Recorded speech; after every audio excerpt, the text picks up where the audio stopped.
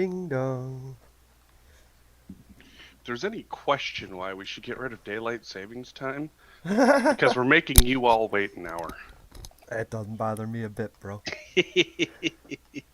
I found this new game called Tinder, so I just sit there and swipe right, swipe left, go check them out somewhere else. So, can you hear Well, me okay? I'm definitely picking up a little bit of static. Different headset, I take it. Yeah. Trying something new. Yeah, don't blame So, you there. just Yeah, getting my volumes under in order here. yeah, mic might be a little bit sensitive. I'm not sure. Okay. I like that. So if you open up your chat section, there's some topics for you, Ooh, and I thought we could just hit some of those, or you got plenty of time for your own. let's see here. I just opened up chat and I don't see anything. That's crazy. Don't make me do all that again. Let's see. Okay, let's try this. I just selected all. Nope. All right. Well, I'll just give them to you then. How about that? Oh, we can do that. Whatever works. All right. All right. Hey, welcome back. Welcome back to Public Access America. We are facing daylight savings time for all of you. I just have my iPhone just told me what time it was. I didn't even realize there was daylight savings. Well, I mean, I'm used to the dog waking me up. So, like, the dog normally wakes me up, and it's like, okay, well, let's get going because she doesn't sleep in all that much. We had a long day yesterday, and she Okay. went to bed late, so she didn't. She woke up at what would have been about 10 after 8. And I was like, oh, all right, I'll get up and I'll get moving. And I'm like, okay, let's take a look here. Notification, notification, notification. Hey, you all right there, bro? Wait, what? Ah, crap. Fair enough. I woke up at 8 o'clock too, but I went to bed at 9 o'clock. That was so weird. I just gave up on the weekend. I was like, you know what? Screw this. I can fall asleep on the couch or I can go to bed. Hey, that's fair. Yeah. That's the glory of the weekend, though. Is that when you get older, it's like you eventually get tired of going out and partying all the time. So it's like, Yeah. all right, let's sit in and watch a movie. Oh, I, nope. yep. Apparently, we're not going to watch a movie. We're going to go to bed. Well, I think I watched Twin Towers. I've been doing the oh my god, Lord of the Rings trilogy. Ah, But yes. see, I didn't know like what I didn't know. So I watched Lord of the Rings. I watched the first one, Fellowship of the Rings, and then I watched the third one, and I was like, I hate this. But then I was like, hey, The Hobbit. So I watched The Hobbit all the way through, and I was like, I hate this. But then we were talking about Lord of the Rings, and I was like, well, I've already seen The Hobbit. Maybe The Lord of the Rings will make sense. So I watched Fellowship of the Rings, and I was like, for what, 9 hours, just saying, like, stop playing with the ring. It just Hmm. annoyed me. And then I was like, I went to watch the third one, like, Return of the Kings, and I was like, this doesn't make sense. Like, so I was like, I went back and I was like, Twin Towers, all right. So Ah, the Two Towers. Yes. right, so I watched that and I was like, all right, I think I can get into this. You know what I mean? It's not Hmm. like this fairy tale like fake large mushrooms and hobbits sort of thing. It's real action. I was like, all Hmm. right, I can get into this. So I happen to own the extended edition Blu-ray. I was like, I went to go look up Return of the Kings, and I was like, wait a minute, there's an extended version. Fuck it, Yes, there I'm is. I'm doing it. The extended, dude, the extended versions make uh when the movies came out and they came out in their original length, people were kind of like, there's so much missing. All right, spoiler, I haven't seen Return of the Kings yet. So, I definitely recommend doing the extended editions Nice. and start from the beginning. Fellowship, then Yep, the Two Towers, that's where then I'm at. the Return of the King. And it is 13 hours of pure joy. It's I'll say that like I don't believe in a certain fantasy like that borders on fairy tale. I just don't get into that. But I love the sub stories on Hmm. what it means. I always look at those movies as perspectives on everything from art to politics. And so Hmm. to me, I love the characters, right? Hmm. I like everything about it. I like Frodo. I'm a big Frodo guy, you know what I mean? Because Hmm. he isn't sitting there looking at the ring every 5 seconds, and that's what detracted me from the whole first movie. Was just the problems always came when he looked at that ring, and then all of a Hmm. sudden the next scene was going to be loud and fucking like scary. So I mean, you have to think about the ring in terms of like power. You know, right. if you think about it as a metaphor for power in the real world, Mm-hmm. people are constantly looking at their power, and they're constantly making sure that it still looks exactly the same, and that it's still, well within what they think is well within their control. Right. And when you watch the movie from that perspective, you're like, oh wow, this is actually pretty heavy when you think about it. Right. And, well, when So, you realize that the ring contains like another realm, right? hmm. Like he can get stabbed, he can die in that realm when he puts the ring on, and everything evil can see him. You know what I mean? Hmm. But when he takes it off, he's still the same person, but he has a facade of good. You know what I mean? Right. So definitely so worth the watch. Yeah. I happen to love that series a lot, Yeah. um, which is why I had my mom get it for me with the Blu-ray extended edition Okay. because it's so good. Yeah, I'm a big Gandalf fan. You know what I mean? I like that guy. Oh, it's amazing, and honestly, you can watch it, once a year, twice a year, and still take away something new from it. Yeah, I'm trying to get into movies and more cinematic movies that I wouldn't know. You know, Hmm. Denton County Collective. We're getting a group together to watch like movies, and they did this French movie and on Annalie, and Hmm. they were like, "Are you going to be able to handle subtitles?" And I was like, "Well, yeah, because I'm right here by my computer." And while I dipped in and would read things, I understood the whole plot, but Hmm. it was the subplots and the subtleties that I was missing because that's what I was reading, and so yeah, it's a pretty good movie. You know what I mean? Oh yeah. I really came away liking it, but I was always like the what about Eve or Hmm. Maltese Falcon, Chinatown. Like I don't go into Hmm. 70s for my movies. I go way back into black and white. What Mm. happened to Baby Jane will always be one of my favorite movies of all time. Because you think to yourself, not only is this so weird because it's historic, but everything in it is historic and weird. Like Hmm. the stairs, the wood they make, the things they drink, the way they get around, dentistry. It's all just so weird that Oh yeah. it's another world to me in and of itself, A fedora? I. Really? Oh Like a yeah. guy sitting on his couch like in a suit with a fedora? Right. Or, my personal favorite, some of my personal favorites are the old German films, the really old black and whites like um, Nosferatu and Yeah. The Cabinet of Dr. Caligari. There you go. I love like when you look at those movies and you realize that those are coming out of, World War One, where you Mm. have soldiers that experience shell shock.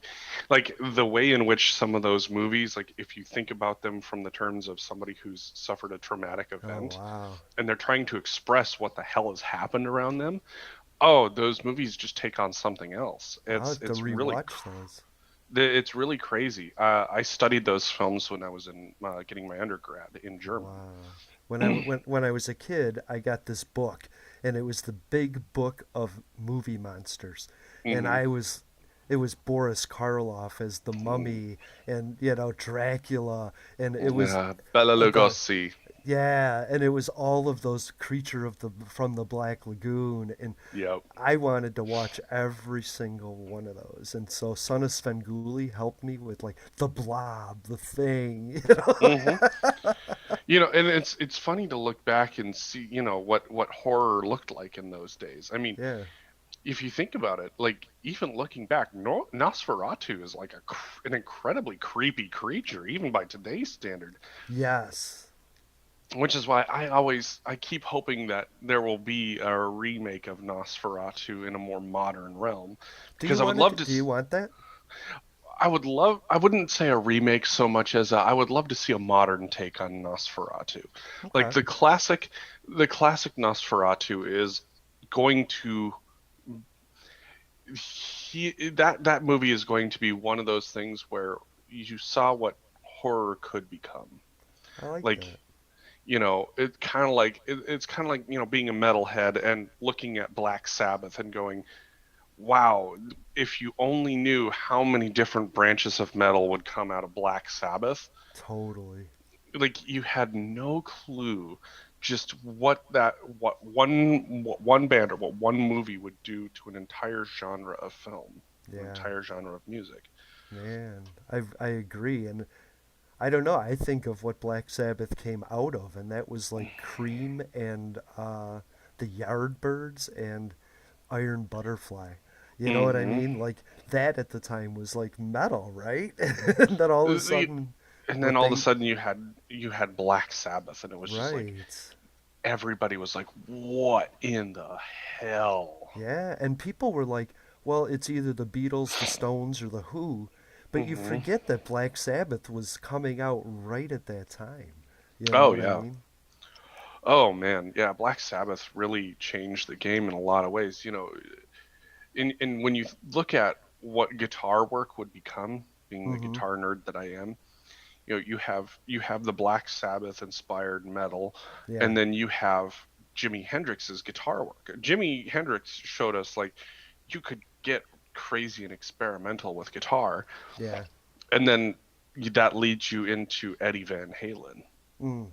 But I want to ask about Jimi Hendrix. Do you think that, I mean, he didn't need it, but don't you think that he needed a singer? Like, I would have loved to see him and Eric Clapton and like Janis Joplin just create one of those groups and play so that I could have heard like all of them as like So, uh so you know that Jimi Hendrix actually played guitar for Clapton, right? oh, did he? Yeah, That's he cool. uh, he played like a gig or two for Clapton, and apparently at one point Clapton came off the stage, was like chain smoking furiously, because he's like, you told me the kid could play, but you never told me that he could play like that. Like he was just like Right. blown away and like upstaged by Jimi Hendrix. Right. And when you think of his national anthem all the way to the Watchtower, you think hmm to yourself, that's a full musician. But I gotta say, in all honesty, I'm not a big fan of his vocals. You know what I mean? And I think you have to look at it from you Hmm. don't look at it from like a rock standpoint. Look at it more from like a blues standpoint, Yeah, which is why like you can see that Stevie Ray Vaughan is like another incarnation of Jimi Hendrix, in in a that way, yeah. it, you know Jimmy's vocals may not have been like by today's standards, or even like 20 years ago standards, Hmm. or 30 years ago standards, may not have been the great vocals that you would come to think of, but Right. of the era, it was absolutely iconic. You know, Oh, yeah. I mean, Jim Morrison was right along those times too, and right, so right. it fit And then of in. course Bob Dylan you had in Oh those my times God, too. yeah. Oh my God, that God. guy's voice. Oh, He hated I hated him through the 70s, through the 80s, and then all of a sudden the Traveling Wilburys and I was like, Dylan, huh? And I went back and I was like, I love this. Like he's so different and unique from anything you hear nowadays. And I saw him in concert, you know. I hmm was like I like this guy. So yeah, it's it's just it's amazing. crazy. I mean, I was more of a fan of his son Jacob Dylan with the Wallflowers, but Oh yeah. One but headlight. yep. I mean, kind of a bummer they were, a one-hit wonder band, but they were that album was, I would say, packed full of like really good songs. I agree, and I think what they were forced into was the production mentality of the time. I think if Well, the Wilburys came out, or sorry, if Jacob had come out with that band now with some more freedom to express himself, it would have been a different band. I what most people don't realize about the 90s in general, like the 90s was a weird time in music. Because Hmm. if you think about it, the 70s, the 60s, you had a lot of the wartime protest music. Right. You had you had the poppier side of music, and it just, I mean, there were a bunch of other genres, but it was Hmm. very cookie cutter. You could The only thing Yeah. that wasn't cookie cutter about the 60s was it's just that whole psychedelic protest war protest music group, because you had Yeah. a lot going on around it, but it was very much similar in a way. You Yeah. move into the Well, 70s, they you homogenized that by making the Partridge Family and stupid stuff like that right, to dismiss the hippie as right. what their goals were. And the You '70s is just a continuation without the protest. right, you've got disco, uh you've got let's see here, what we would come to know as the classic rock and roll standard. Hmm. And But that's uh, what amazes me. Like Journey is classic rock, and mhm. so is Foreigner. But those two would never have gone together in the Oh, '70s. It was and you like, think you Boston know, was always the one that Boston was way ahead of their time. and Like yes, that oh band my right God, there, like even 10, 20 years later, they're still ahead of their time. They were yeah, so good. oh my God, yeah, You know, punk rock threw a wrench in things at the end of the 70s to kind of, yeah. spur the death of disco. And then you move right into the hair metal scene. Oh, You move you into the have back, you got some very dark metal in there, Slayer and Venom, and you that's know, where you start to see, some of that, but hmm in terms of pop music though, it's very much, oh bubblegum man, Madonna. It's very predictable. that's when they began shoving unique music into the grinder to make it come out sounding the right. same. Then you get to the 90s and, But wait, with Nirvana. there was Duran Duran, and there was like some like great Spandau Ballet and some great bands, Oh yeah, but they were pushed into this like you have to wear this and be this, and yeah, exactly. So in a lot of ways it was still cookie cutter, but then you get to mm-hmm, the 90s with the yeah. grunge era just kind of destroying all of that. And then out of that, pop music just takes this weird and wild left turn Yeah. of all sorts of different types of music. You get anywhere from Toad the Wet Sprocket and the Butthole Surfers Yeah. to, Lisa Loeb and Paula Cole Oh my and God, Chumbawamba, Bare y- Naked Ladies. and the Macarena. And Yeah. I mean, in terms of what was Yeah. popular, I mean, it was all over the place. And I can only imagine that Yeah. record execs at the time were like, what the fuck are we gonna do? Because this is crazy. It's all Yeah. over the You place. can't predict what's next. Remember? Like like you've had all of these radio safe songs for so long, and then you get Mm-hmm. Alanis Morissette and Meredith Brooks singing "I'm a Bitch," and it's like, Yeah. what the hell is going on here? Oh my No god! Doubt, Fiona Apple. I mean, Yeah. it was a wild time for music in the 90s. Like, Especially women, by the way. right.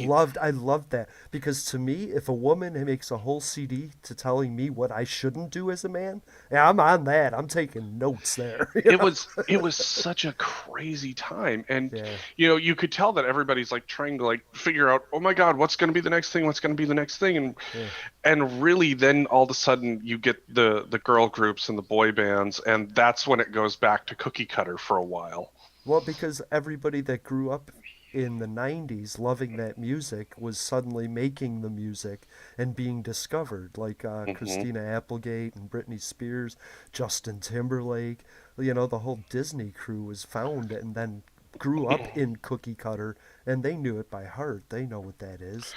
Yep. So you get that change towards the Hmm. cookie cutter. but you still had these crazy standout elements. I mean, the rise of pop punk being part of the mainstream Oh my music god, scene I for a love while. pop punk. I love it. You know, it was that pop punk was that weird balance between the bubblegum pop music that was Hell there at the yeah. time. And then of course you get, that neat little rap rock bubble that was there for like all of 5 years. Limp Bizkit, Corn and yeah. Limp Bizkit and Who's the uh other? Linkin Park, right? Linkin Park started out of that. Heck you, yeah.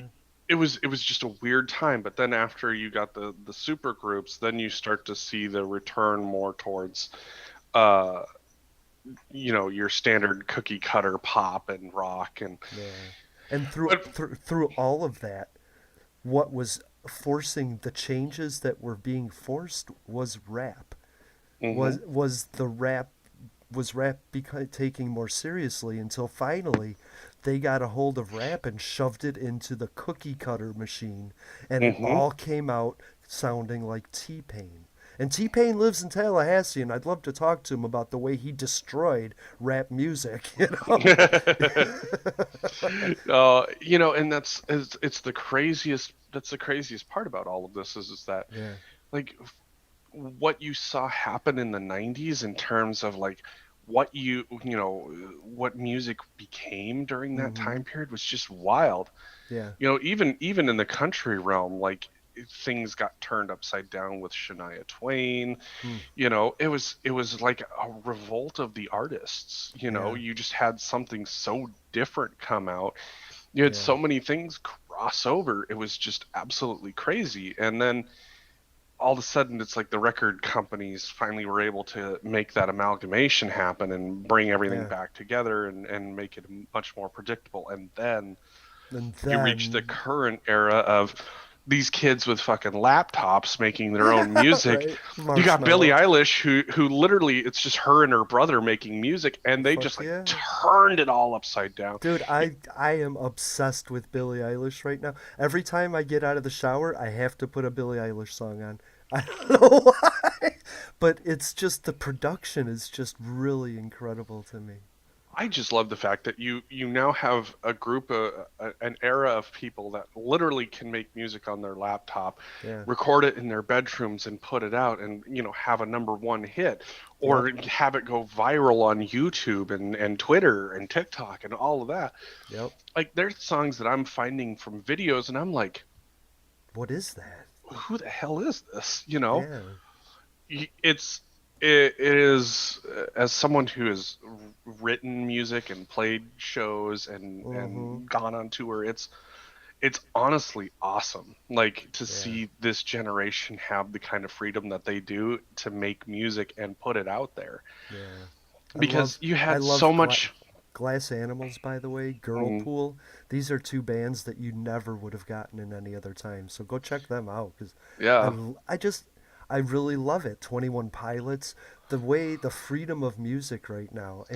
Ex Ambassador. These are Spirit bands. Box bands Spirit that Box. Yeah. Spirit Box, like, these guys are literally recording their stuff at home Mm-hmm. and doing their own thing, and from freaking British Columbia, Canada. And it's just absolutely crazy and absolutely wild because, you know, what would have taken most of us a ton of time. I mean, sure, Courtney and Mike, who were in another kind of metalish, but a metalcore band, they've got a little bit of a name to them, but in any other realm, other than the current era, Mm-hmm. what you would be up against is you would still have to find a way to make a demo, get it into the hands of somebody, Yeah. find a small independent studio that you could spend some time on and record, Yes. and then you would just go crazy touring, because you didn't have the YouTube era of people sharing music All and right. all of that. So to me, it's just absolutely exciting because it has changed the game. Any of these kids Mm-hmm. could literally record their own music, post it on iTunes and Google, and have people buy their music. And instead of having a record exec or a record label absolutely control the way in which they're able to record and produce and mix and release their music, it's it's absolutely refreshing knowing that for this generation of artists, you don't have the same reins that, even I had just 10 years ago. Which is why, like, even I'm like trying to figure out, it's like, how do I get this to work for myself? How do I start getting my music, recorded and start doing that? And, speaking with A Dog, because, he's been working on some of his own stuff and trying to learn the trade as well. It's absolutely exciting. all of this all of this newfound freedom within music recording is something that's absolutely spectacular. Uh, I mean, the libertarian in me loves the fact that you don't have these select groups controlling the flow of music anymore. It's literally, do Hmm. you have a laptop and an internet connection? Let's go. It's exactly it, and I love that. So, Oh, are you ready for a question? let's do it. All right. So the first question is actually came via email, and it Ooh, is, why is it when Democrats are in power, gas is more expensive? aha. That's an easy one to I answer. know. That's actually a fairly easy one to answer, and what most people don't think about is that when Republicans are in power, they tend to opt for more leasing of federal lands and allowing oil and gas to be produced uh, from federal lands. When Democrats are in power, they typically restrict that, which is what you saw move towards with Biden almost right off the bat. I mean, granted, the Republicans were trying to like, approve and force a bunch of oil and gas leases right at the end of the previous Hmm. uh, dictator's term. No. Uh, the issue at hand though is regulation. Republicans favor less regulation and less control, so they tend to lease more. That means that, if you have more supply, that means that you're going to have more gas cheaper gas that is produced. Whereas when the Republicans, um, when the Democrats get into office, they tend to put more restrictions on the federal leasing, and so that ends up pushing the price of gas up. Okay. I would say globally, OPEC is a group of countries that sell their oil, and oil wasn't in real high demand with COVID, and it was peaceful times, and so there wasn't a lot of need for the oil as was before, especially with us creating so much domestic oil, which Hmm. actually drove it into negatives for a Hmm. while. And now we come back with everything you're doing. COVID is relenting. It is we're defeating it slowly, and the prediction from OPEC is that we will need oil, as well as they're realizing that green technologies are going to be a big part of America, and they're scared enough to want to raise their prices a bit because now Joe Biden isn't great friends with the Saudis anymore, and that Hmm. plays a little into it too. So, Well, and one of the things that you have to think about is it's not about just raising the price so much as it is controlling output. right, When we look at, what America, supposedly stands for, free market, blah, blah, blah, but we deal with OPEC. mm-hmm, The only cartel that we're willing to actually work with right, is because of oil prices. mm-hmm, And if what it doesn't matter whether you're Republican or Democrat. right, Like the reality is that this OPEC relationship that is allowing one group of people to control oil prices, it's absolutely crazy. And then you get a couple of players who are OPEC aligned: Venezuela, Iran, right, Russia, and they can either, depending on the sanctions that get put in place, like Iran, that will fuck with oil prices. Venezuela. right, And then you got Russia, who, for a short while there, decided to have an output war with the Saudis. So you saw Russia increase its output, then you saw the Saudis increase theirs. It's just that the Saudis, Saudis slash OPEC have so much oil in their system that they could literally flood the market and leave Russia high and dry. right. So it's a complicated question that involves uh, internal regulations and our relationships with cartels, to say the least. Yeah, And it's not a political thing though. It's not like there's a lever that the Republicans pull down and Democrats pull up when they get in office. I mean, the regulation lever is what it is. You know, Right. the Democrats are willing to pull the regulation lever down and make it harder to get oil and gas off of federal lands. Okay. Whereas the Republicans will pull that lever up and say, nope, it's game on, let's go. But then they try to do it in such weird backwater ways where it's like, Yeah. oh, hey, yeah, no, we're totally leaving office right now. So let's say that it's okay to drill Anwar. Yeah. Like that's going to not get turned off by the Democrats the moment they get into office. I mean, there's And not a whole people lot of foresight there. business knows this, right? They're not making long-term plans to do something they know is eventually going to be stopped. Right. And once again, this is where our talks on, energy diversification, is Hmm. something that people need to really get serious about. The fact of the matter is that there are more battery vehicles that are electric vehicles that are being developed, and the more diverse ways we have to produce electricity, the more diverse ways we're going to have to power electrical vehicles. That's going to relieve that reliance on oil and gas eventually. Not quite yet, but Yeah. eventually.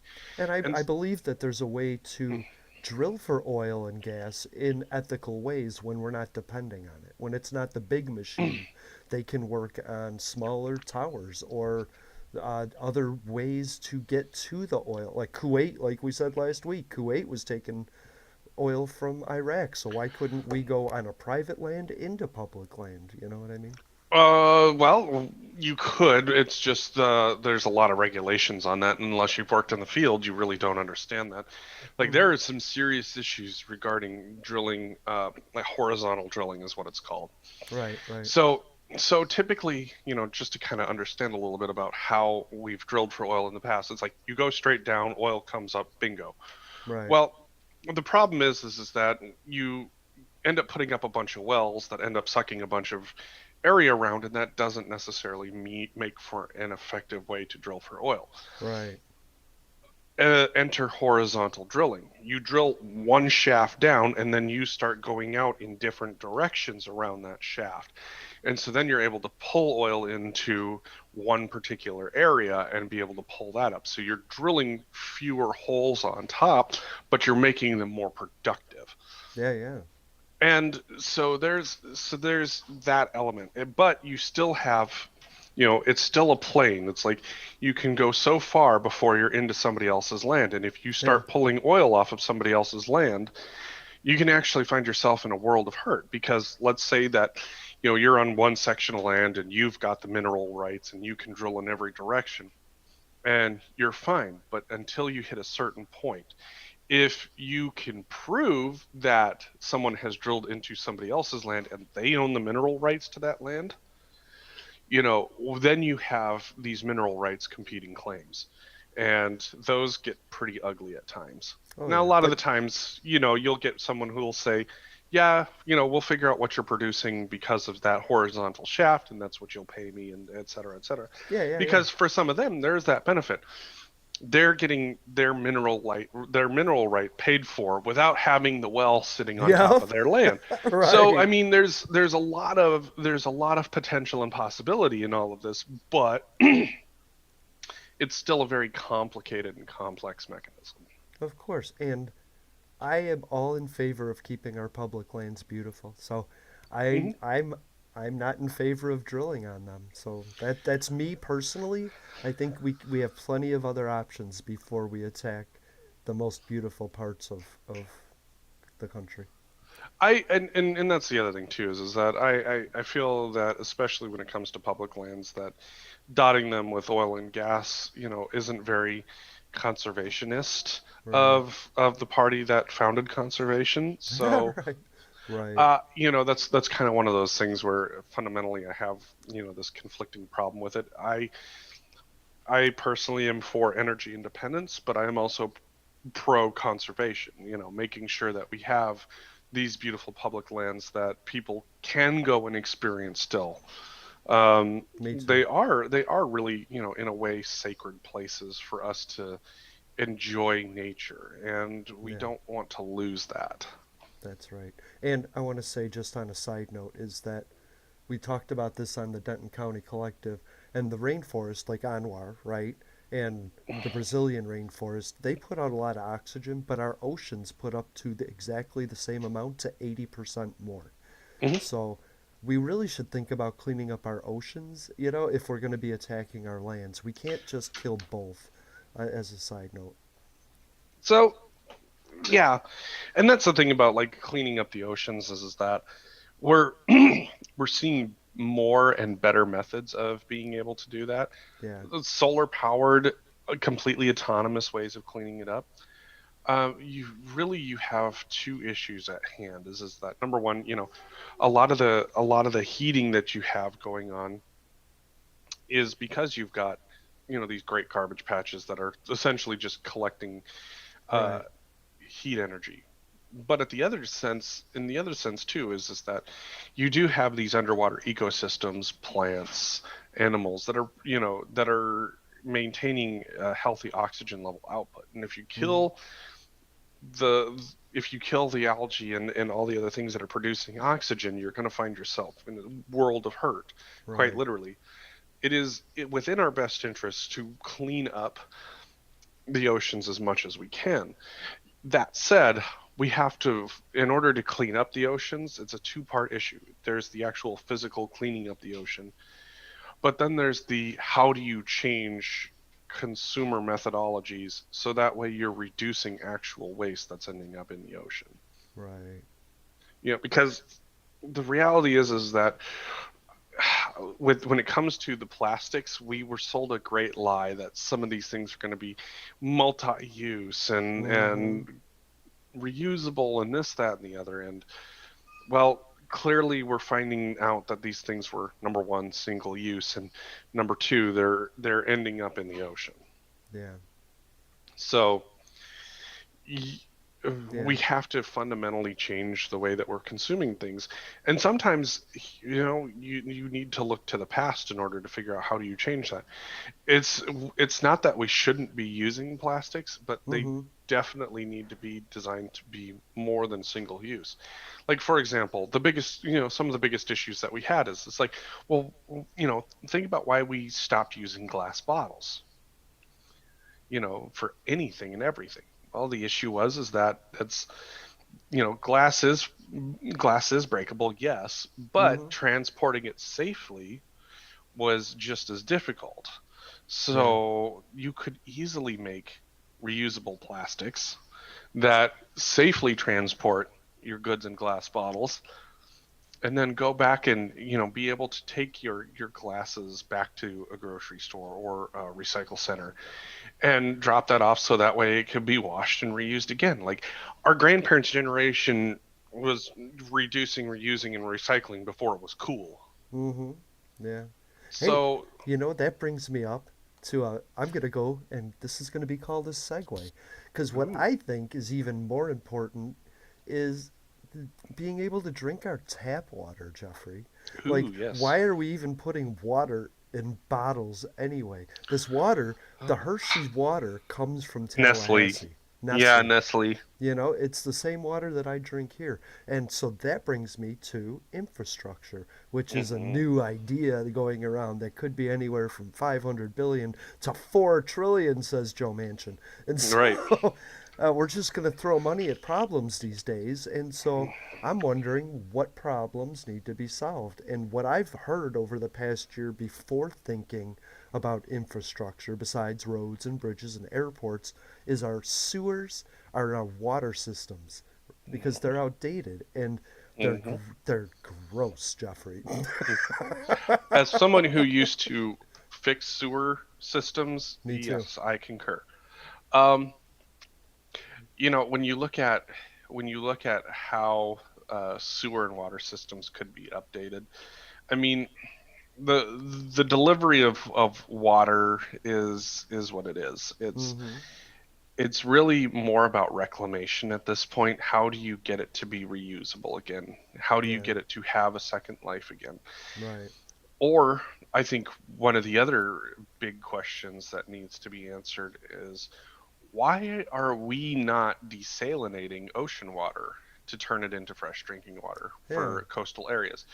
That's to me one of the greatest questions is that we have rerouted so many natural resources to feed major cities, mm-hmm. but and then we sit there and complain about the loss of habitat and ecosystems rather than saying, hey, why don't we put up some desalination plants for the Puget Sound area, Yeah, yeah, yeah.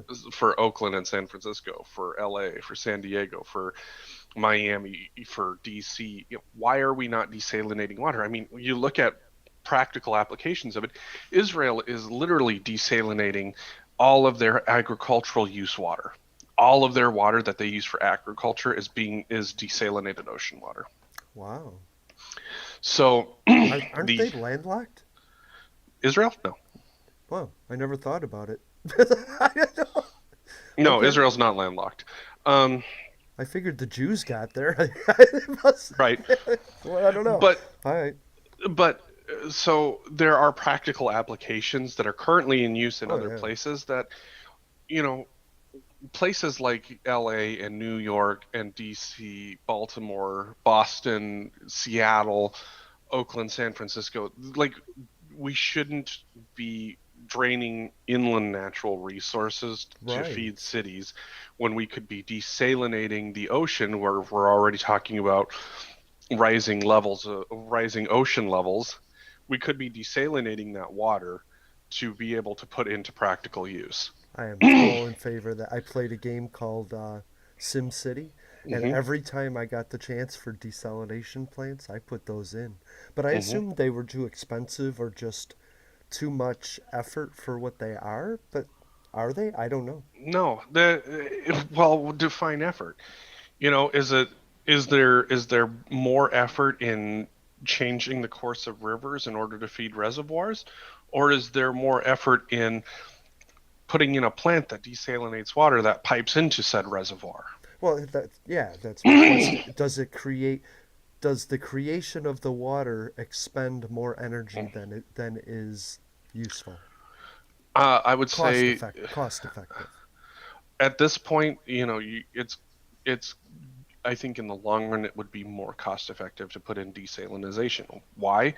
Because there's multiple things you can do with desalinated water. I mean, you got your local potable uses, you've got your agricultural uses, also the salt that you'll produce off of that. You could potentially refine that into salts that you use for any number of activities. Yeah, yeah. So it's more about figuring out what the multi-purpose of it is Sure. versus going through and using all these mega projects, and ultimately the costs that are being paid for water are being paid by farmers that are unable Mm-hmm. to get as much water as they need to produce their crops Yeah. because it has to go downstream to the city of LA Well, I'm just or city of thinking. San Francisco. I'm thinking if you desalinate the water and it travels through the pipes and you can put turbines in the pipes, you're suddenly generating enough energy to desalinate the water. Like you could Or create something it's boiling water, right? right, that's essentially all it is. It's It's like distilling it's alcohol, but it's it's water. it's essentially a distillation process is what it Right. is. But here's the other thing too is that the way that Israel does it is a way that is going to seem controversial to this country. They use nuclear power to Hmm. power their desalination plants. They're using old nuclear power plants in order to do this. Sure, sure. Rather than if we were to invest in newer, safer nuclear power in order to do this, number one, it would help California's grid out because that's a fucking mess. Heck And yeah. number two, it would help them out in terms of being able to get the water that they need to, preserving farmlands, Yeah. preserving natural habitats and resources, and meeting and exceeding water needs. Because we got plenty of ocean water, we really do. Yeah, In we do. fact, we're constantly talking about the sea level rise. So this isn't an issue. It's not like unlike the reservoir where we're talking about the water levels lowering, or with climate change, we're talking about the Mm-hmm. inability to get enough water into these reservoirs because you're not getting enough rainfall, you're not getting enough snowpack. Right. Whereas your ocean level is rising, if you put desalination plants up and do it before you find yourself in a world of hurt, guess what? You're going to have enough water for your cities. You're going to have enough water to sustain your agriculture, which California absolutely needs. They are an agricultural juggernaut. New Mexico, Arizona, Nevada, they all need, they all need that. But, California, the coasts have the unique ability to make sure that they're going to have those needs met. Right. Unlike places that are landlocked, like Arizona, like New Mexico. Mm-hmm. But if But you making if water you making water more available makes it cheaper. Making it cheaper is good for any landlocked state, you know? especially when the power is going to be able to serve more than just the desalination plants, so you have a Yeah. more robust power system. The water is going to serve more than just city water needs, so you're going to help your local agricultural group. Like, this is a win-win-win for a lot of people. Yeah. It's just that you have to embrace nuclear power in order to make that happen. Until And you can make it self-sufficient, self-sustainable. I yeah, truly think until that you I think until a you can produce enough solar, wind, tidal energy in order to make well, that happen, absolutely. hydro, you're creating hydro, so you're boiling the water, it's going through a system as steam and then going, so you go from steam power to hydro dam power Hmm. in one plant. You just need to harness that in the right, you need to design it in the right way to catch all of that wasted energy. And you could You could run do the it. plant by itself just by Now, perpetual motion almost. oh, one would think, but that's not quite the case. You would still experience a significant loss of energy, but you wouldn't. You would be able to pick up a lot of energy from other places. So, like, for example, water flows downhill. If you Mm-hmm. put a bunch of simple catch turbines, you could Right, catch some right. of that water, some of that energy back. Yeah. But you have to understand the laws of the Newton's laws of energy conservation. You have to understand that energy is neither created nor destroyed; it just changes. So when Mm-hmm. you're losing a bunch of energy to heat, because that's ultimately that's going to be what your biggest loss is, Mm-hmm. you're not catching all of that energy back is going to be a bit more difficult. I mean, the Okay. heat that you generate, you could use to turn a steam turbine and catch some of that energy back, but you're never going to catch 100%, and that's the thing, because you have different heats, you have different frictions, and some of Sure. that energy ultimately does get lost. You you can't, unfortunately, just make 100% of your energy. You can get closer, It's which fun is to, why we talk about efficiency, and why mm-hmm. currently nuclear is the most efficient power generation. But go science. Exactly. There are multiple ways in order to do this. It's just that in order to make this happen, so that way it benefits the left, it benefits the center, it benefits the right, you have to be open to the idea of nuclear being part of the discussion. It's Mm-hmm. gonna it's gonna meet your power needs, it's gonna meet your water needs, it's gonna meet your agricultural needs, it's gonna meet your city needs. It literally is one of those things where there are a lot of wins. It's going to reduce the effect on habitat. It's going to increase conservation. Like, literally, there are so many benefits to it, Mm-hmm. but you've got so many people that are screaming and crying nuclear bad. I think what would be interesting would be to take the best ideas, put them in the best areas, and create um, an energy multitude. So a Hmm. plant that is using nuclear to run the desalination, or water that turns fans, that incorporates multifaceted forms of energy creation Hmm. and puts it into one plant. So the redundancies are they're fail proof, right? If one, two, three go down, you still have four, five, and six. You know? Well, and that goes back to the whole discussion of energy diversification. The more Yeah. that you diversify your energy sources, the better off you are. And Yes. and the thing is that we can diversify these energy sources in a lot of ways. There's no reason why a nuclear power plant couldn't be further inland and supplying power to a desalination plant, to a place that's more stable. There's no reason Yes. why, there's no reason why we couldn't be figuring out these solutions. For the group of people that, sit there and yell, we need to follow the science. Well, the science is there regarding thorium reactors. Whether or not you Hmm. want to accept it is a whole nother story. So we sit there and we hear people yell, trust women and trust science. And well, this woman who is a very profound scientist that developed these thorium reactors, which are a lot safer than, the plutonium and uranium reactors that we've grown up with. This breeder reactor system is so much safer, so much easier to use, so much less nuclear waste to deal with, modernly designed so that way you have more safety in these plants than you do from the 50s and the 70s. Of course. And if and on top of that, it is carbon is a zero carbon solution. So all of these things are rolled into one beautiful package. It's just that it's still nuclear. I got you.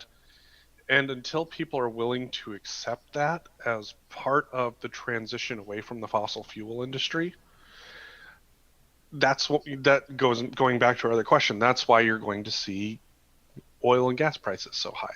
Is that until we're allowed to truly diversify our energy structures, you're going to be held hostage to OPEC and regulation. So the Green New Deal is just making us held hostage to another energy supplier? Essentially, Yeah, essentially. All right, let's move on then. let's do it. How about a fake news update? Ooh, fake news update. What do we got? What do we got?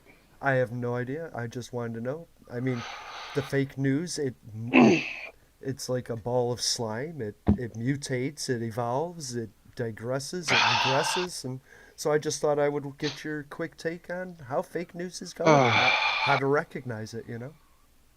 Well, all right. Let's. I I think. I know. think. I love popping these on you, and then you just have to Uh, have an instant reaction. I noticed that CPAC, Republicans are saying that they are for the working man, but yet Joe Biden supports um, union rights. It's all the CPAC. What is it? Yeah, and all of that. yeah. Just the message of Dr. Seuss. Like I don't Oh know where God. it's going. Let's. I would say, like, in terms of fake news, let's really boil it down to what it is. Relevant Let's news, outrage culture. outrage culture versus relevant news. Right. Because I want you to think about something. When it comes down to fake news, what is it that we've talked about this before. What is the news? What is news actually? It is boring factual accounts of things. Like, it's not emotional. It's not, these things that tug at your heartstrings. It's literally just, here's the fact, here's what happened, Yeah. here you go. It is literally absolutely boring as hell. Yeah. But we've come to expect sensationalized news. Why? Because sensationalized news gets us involved. Oh my God, did you hear what the Democrats are trying to do? Oh my God, the Republicans, this, that, and the other. Yeah. This whole Dr. Seuss thing. I actually had a conversation with a friend about this Okay. We did have a talk because about this, but if you have further information on it, I'd further love to hear information. it. So you think about this. The 6 books that Dr. Seuss put out of publication, there was no group of protesters sitting outside Dr. Seuss Foundation saying remove these books. Right. There was no push by cancel culture. There was Joe no Biden. Wait, Joe Biden didn't call oh Dr. no Seuss and say, no no. "Hey, these fish, they offend me. Get rid of them." The foundation took a look at their literature to see if it was still I up to know. date. I know. And they said that there were 6 books that, looking at the history and the culture in which they were written and illustrated, yeah, they should probably not be produced any further. They made a business decision. Now, for better or worse, there are 2 things that could have happened. There are 2 things that could have happened. One of them did. Dr. Seuss could have just quietly, the Dr. Seuss Foundation could have just quietly taken them out of publication, not said a Hmm. word, not posted a thing, and nobody would be the wiser for it. That's right. Or they do what they did and they post on social media, hey, there are 6 books. We've determined that they kind of have some, racist caricatures and shouldn't be left in publication. Right. Because they Out of the wanted the publicity for not being racist. right. So that's, and of course, what does that do? You got a bunch of people going, yay, Dr. Seuss is trying to fix their racist past. And then, oh my God, cancel culture and blah, blah, blah. Oh my God, it's Right. so. The reality is that Sorry. it's so stupid. This is really stupid. Company is like, they're making a business decision to try and do right by, an educational standard that they've upheld for a long time, which is that, they want to get kids involved in reading. It's Hmm. weird, it's wacky, it's fun, and it shouldn't be racist. And the question was asked, well, why is it not okay now? And the answer is, well, it wasn't okay to begin with. It's just that it was more tolerated. Thank you. That's a great response to the question I have later. Like these images were never okay. That's the problem. But they It's were. just that they were tolerated. They were tolerated. Some people knew exactly what it was and they snickered. People like me who grew up with one of those books while I was a kid, I never knew. Right. So, and But then there was a kid, a Chinese kid that saw that fish and felt the pain. right. And that's the thing is that it was never okay. It was just tolerated. And so Right. now that you have a lens of visibility into some of this stuff, you have more information out there. People and businesses are making new decisions on what their product is and what it should look like. And the Dr. Seuss Foundation made the decision that these 6 books should come off the line. Yep. End of story. This is where it literally should end. But what people don't understand about outrage culture is outrage culture isn't a Republican thing. It isn't a Democrat thing. It is a Thing. selling ad revenue thing, and it's a selling political donation thing. Right. One of my friends brought this up to me about and was asking me, well, don't you think this is terrible? And I said, okay, you got a couple of kids of your own, right? Yeah. They're at the age of reading, being read to at night. Uh-huh. So do you have any of these books? No. When was the last time you read these books? Well, I don't think I read any of those. Okay, so why are you upset about this? Think about that. Like, if you have not interacted with these books, it's it's not that they're being gathered up and burnt. They literally just said, we're not going to make any more of them. Hmm. That happens all the time with any variety of books So where they just if a say, tree falls in the woods. yeah, this isn't, the great book burning Holocaust. Okay. This is the copies that are out there exist. We're just not going to be making any more. Right. That which just increases the values of the books that do exist. Correct. To me, So, like Rembrandt isn't still making pictures, right? right, Like, exactly. nobody's mad that Rembrandt isn't being made Right. anymore. So you have this issue of these books are not going to be made anymore. Okay, cool. Whatever. A business decision was made. Some people are like, oh, well, people know the difference between, coercion and blah, blah. It's like, oh, shut up. If you think the average person knows the difference between coercion and making a business decision, you're absolutely wrong. Hmm. Because the average person doesn't understand the difference between coercion and a business decision. They don't understand the difference between, hey, if I make this decision, I'm going to keep my profitability, but if I don't make this decision, this could impact my business. That's not coercion. Hmm. That's literally the definition of doing business. Remember, it reminds me of putting calories on all the menus. Hmm. at all the restaurants, and how people were so against that. It's going to eliminate our business. People are going to know the calorie amounts, and that's not fair. We can't hold to a consistency. Blah But they blah but blah they blah blah. did, right? And then I think about the Twinkie. And I love Twinkies, but then somebody said, "We're not making Twinkies anymore." And somebody else said, "Give me the recipe. We will make Twinkies then." you know? Right, And I always think that's just the way life is. Like, and so that's what? but when you look at why this is such a big deal, like this wasn't a huge deal. This wasn't like some, you know, Antifa fun gathering situation in order to right. get the, and this wasn't some, you know, unite the right to produce racist content. Yeah, Right, it was, right. but what happened is that people got outraged and people started posting all of these news articles. All these news articles have ads. And when you get enough people outraged, they're going to go looking for that content. And when they Yep, go looking for that content, that sells ad revenue. yep. So outrage sells ads. Now you get in politicians. You got people like Ted Cruz who are like, the left is trying to cancel Dr. Seuss. You need to donate to my pack so that way. That's Aha. So right. there's the answer right there. You want money. You want You money. want money. You don't give a shit about the books. You want money. End Yep. of story. So take a stop and take a look for just a little bit. Is this actually an issue? Is there really something there? Or is somebody trying to sell eyeballs to ad revenue, to Yeah. political donations? Because I guarantee you, the moment you start looking at it as to what are you trying to sell me, That's you're going to right. realize the left and the right are just trying to sell ads. They're trying to sell political donations to Yeah. keep themselves in power. They want to control that one ring.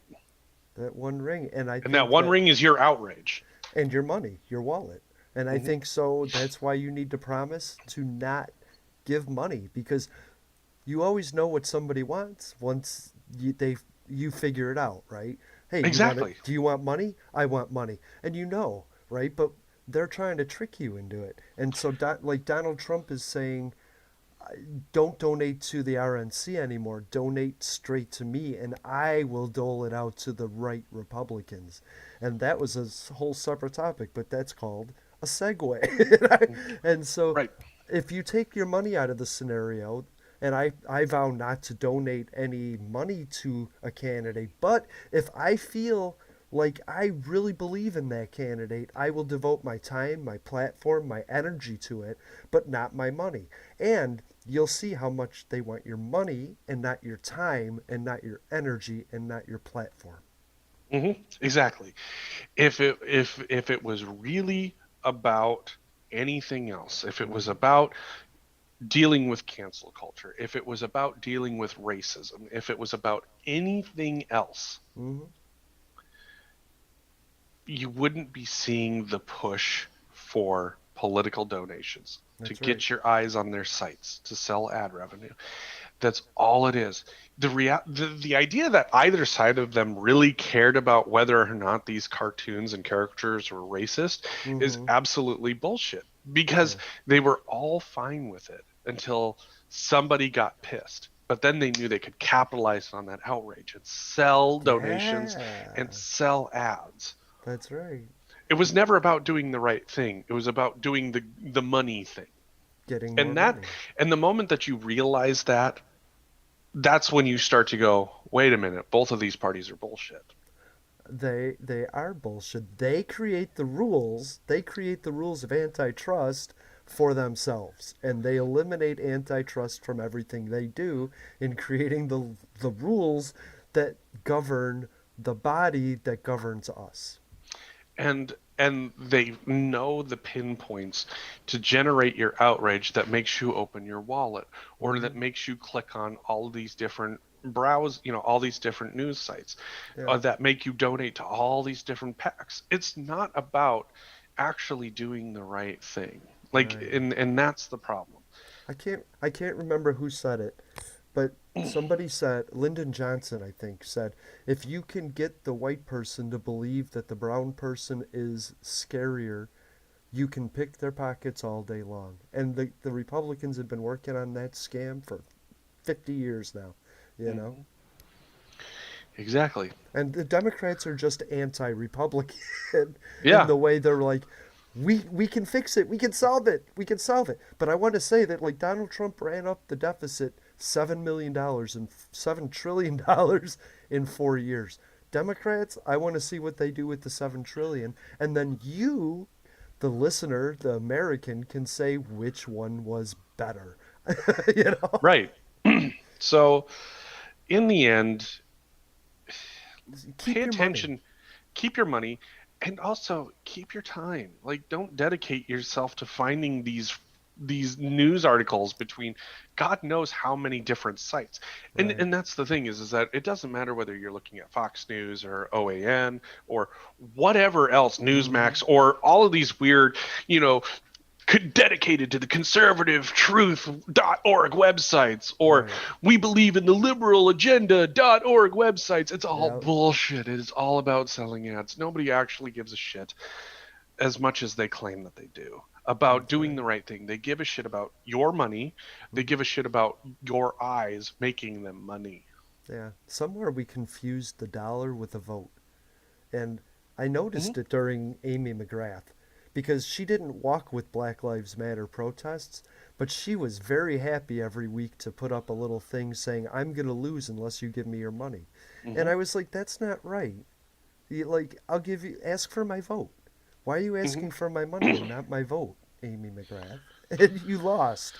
And I saw some validity in what I was thinking. And Hmm. that's what I believe. Do you think there's any politicians that you kind of respect at this point? From the right, I actually respect Adam Kinzinger in Illinois. Okay. Um, he is what I would consider an actual Republican to be. In that he he knows what's bullshit, but he still toes party lines when it is convenient. So, for example, of course, he voted against the stimulus and the rescue package because as a Republican, he sees it as a fiscal burden. I can respect that, but it's one of those things where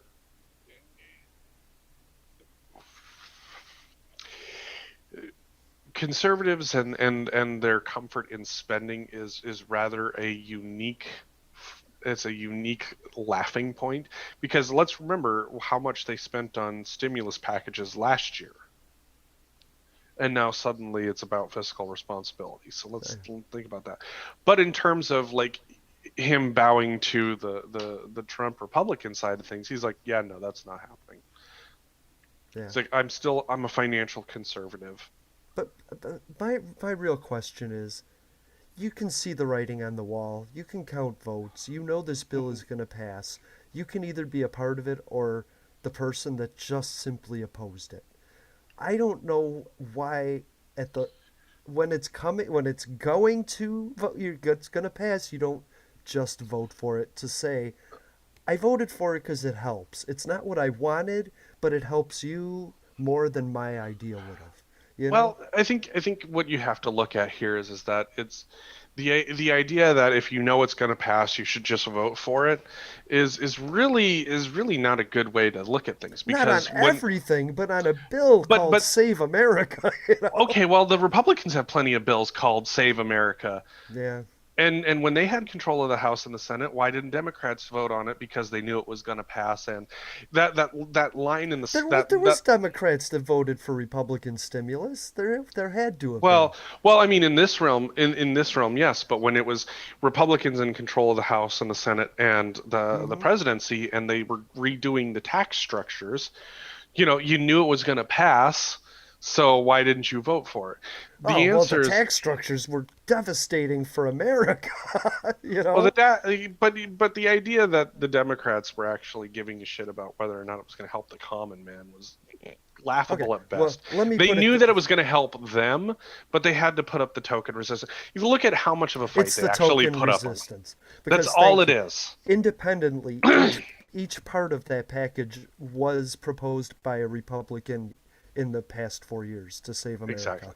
So then suddenly putting it all together and not voting for it looks like you're just opposing help for America and Democrats. See, and When that's where I forget which fucking that's what I mean rep by it was, where it was like why wouldn't it's you like vote for it? we've secured help for small businesses and restaurants, and it's like you voted no on it, you dumb motherfucker. I mean, Donald Trump said, "Give everybody $2,000," and Nancy Pelosi said, "Let's pass that bill right now." And she had that bill written in an hour, and she was passing it Right. through the House because we believe when you're fighting for the people, then we'll support you fully. And I don't see Democrats not doing that. I haven't seen them doing that because they're playing the martyr right now. We're laying Mhm. down for you. We're taking the Republican bullet for you. We're doing this because of what they did to you. That's what Democrats are doing. But the reality is that when you need them to take an actual bullet for you, when you need them to Mhm. actually reform systems, they're like, "Ooh, I'm sorry, but it looks like you've ran out Oh, of donation time for us to consider yeah, this idea." there's just this arcane law that says this arcane rule, this statement that just says I can't do it. There's this person you've never heard of before called the parliamentarian that says you can't. I want to give it to you. Right. So, but I mean, even in the long run, like there are certain things that, like, I have a problem with the way bills are structured as it is right now Yeah, because me there is too. so much that gets hidden in there that it Yeah. has nothing to do. We saw that with the last stimulus that the Mm. Republicans passed, where there's a bunch of money for other countries. How in the hell does all of the money for other countries? Well, How does that actually like impact America proper and the citizens proper? And if you don't think that the Democrats have done that or will do that, it's I'm gonna just laugh at you. it was the way it was attached to the omnibus bill, which funds It our wasn't even. government every year. So I mean, the two got melded together in the discussion, but it was two separate bills. it was two separate bills, but once they passed the omnibus and then they looked at the next stimulus, there was a bunch of shit that they put in the next Oh stimulus yeah. that was actually meant to go to other countries. And I'm Okay. like, that looks like you just fucked up and missed something that was supposed to go on the omnibus and you're throwing it in here now. Right. Like minimum So, wage. so here's the problem. Like, if you're going to call it a stimulus package, like the federal minimum wage thing is something that absolutely needs to be redone and Yeah. rediscussed. Yeah. And Yeah. pretty much every Republican is on board with rediscussing it. The $15 an hour minimum wage is a sticking point. Mm-hmm. Uh, um, some think it should be more, some think it should be less. And the reality is that the fight for 15 has been happening for so long that 15 is no longer really the appropriate minimum wage. I just think what I think is funny is they're like $15 minimum wage. When do we want it? In a few years. Okay, when When are do we we want it? voting? Next Now. decade. When do we want the credit for it? Now. When is it going to happen? I don't know. Never. And that's the reality of it is that, Yeah. you know, or when you look at looking at the end of qualified immunity, literally it takes minimal effort to get the House, the Senate, the Supreme Court, and the chief executive officer to look at qualified immunity and ask for a review of it. Hmm. But guess what ain't happening right now? Power doesn't like reviews. Remember Joe Biden saying, I know you think I was involved in a sexual scandal, but I will release all that information the day I get into office. I will allow anybody to let that information public. So he doesn't actually have control of that one. That's one of those things But is he that does have the power to say, I now grant you control if you wish to do that. he already did that. He already said if that information exists, release it. When? I mean, he said it on the He did it. campaign trail, but did he He say it did. officially? That was officially because the thing Yeah. is that as a former senator, that information exists somewhere else. He was still in office. All right, so He wasn't in office. That's the thing. He was not in office. And so literally it was up to the people that were actually in control of those records to release it. He already gave his blessing. okay, And so whether or not those people actually dig into it and actually look for it, you that's know, another issue. exactly. Biden is not going to go down to the libraries and try to find that himself. He's got other things to be concerned about. On a wrap up of fake news, why would you be talking about Mr. Potato Head when you could revisit that? You know Oh what I my mean? God, fucking Like, Mr. Potato why Head. are you not talking about Joe Biden's sexual scandal? I Mr. mean, Potato he, Head now with the new fleshlight attachment. yeah, whatever. Like I that's like, another thing. Like it was a business decision. Hey, let's just call it Potato Head. Throw all the parts in.